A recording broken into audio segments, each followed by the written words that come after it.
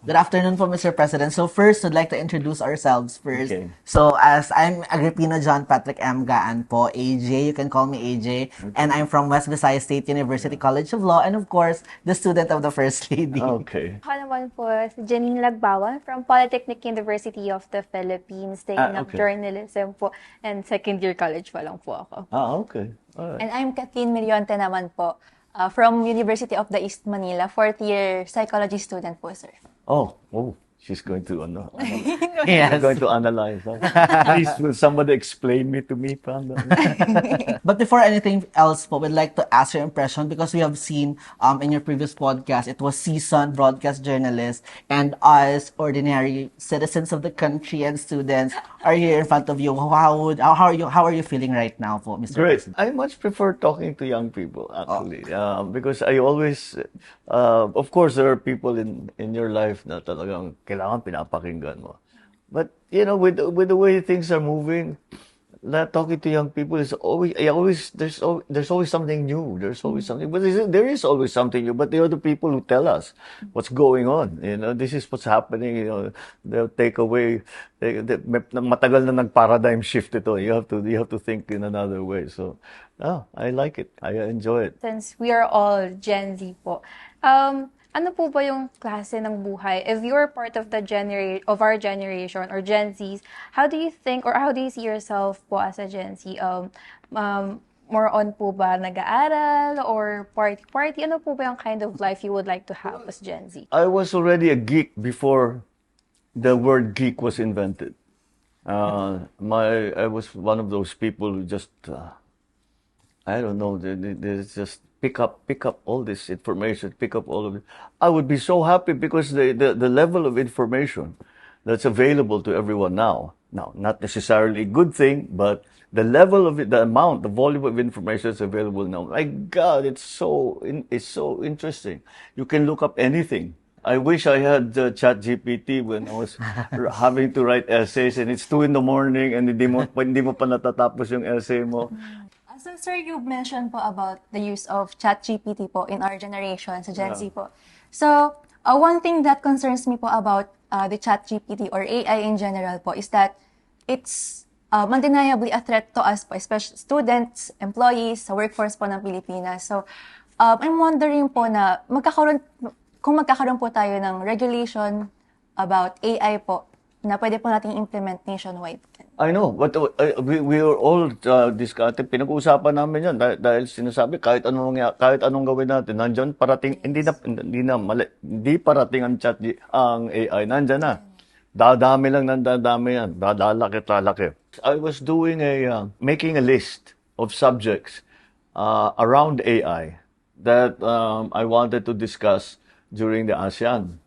So, sinimulan ko, simple lang, AI and education, AI and infrastructure, AI and renewables. Walang katapusan yung listahan. It does not end. Yes. The longer you want, the more time you spend on it, the longer that list will become because it's going to touch everything. And it's important for us to understand it. That's why it's not so easy. May kasabihan yan eh. Legislation is always years behind technology. And the reason is, generally, legislators do not immediately understand technology. Meron medyo techie na nakakaintindi, pero karamihan hindi. So, what will you legislate?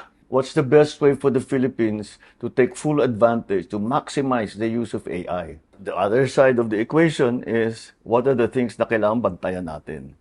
Ayan na, yung mga fake news, yung mga misinformation, yung mga disinformation, etc., etc. I wanted to ask you guys, there's one thing I don't understand about the life on the digital life, is the bullying.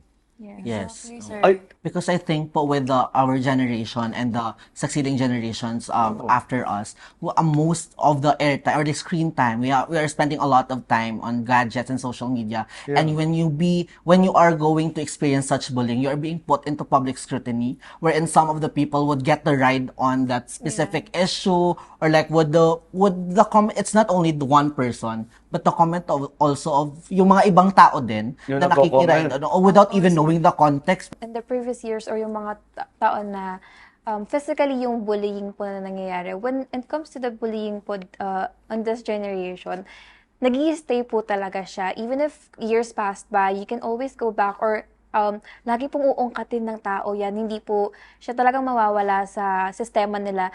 Lalo pa po kapag kilala ka pong tao. Siguro po it's the rise then of the cancel culture in our generation. Wherein po Isa pa yun. yung cancel culture po, one single mistake and all the things na nagawa mong maganda would be, matatabunan na po siya ng isang problema na nagawa mo, which would greatly affect one's mental health. Actually po, ako din po, as someone din po who has experienced such difficulties, mental health po kasi especially in our generation is still a taboo. We don't treat it na parang how important it is. Feel ko po kulang lang po talaga na we let the children understand that there is life outside the social media world. Yes. That you should get to experience That's life. that's the only conclusion I can arrive at. Na, yun ang buong buhay ng kung sino man yun, ano. Basta yung buong buhay niya is online. So what goes online, that's the only important, Yes. that's only things, not what goes on in real life. I think po, para po ma-prevent po natin siya in some way, would be, of course, to educate proper online etiquette po talaga. Netiquette, if what we call it po. Ganyan po. Kasi, yung social media is a very huge part of our daily lives na po talaga eh. We are, in the Philippines, we are one of the greatest users of the internet. Maybe it's just my own experience. But some of the people that bullied me in school became some of my best friends. They really did. Pareho tayo. Oh, di ba? Naging kaibigan mo eh. Okay naman talaga eh. Yun lang siguro nakita ko, gusto ko lang buwisitin, di ba? Di ba? But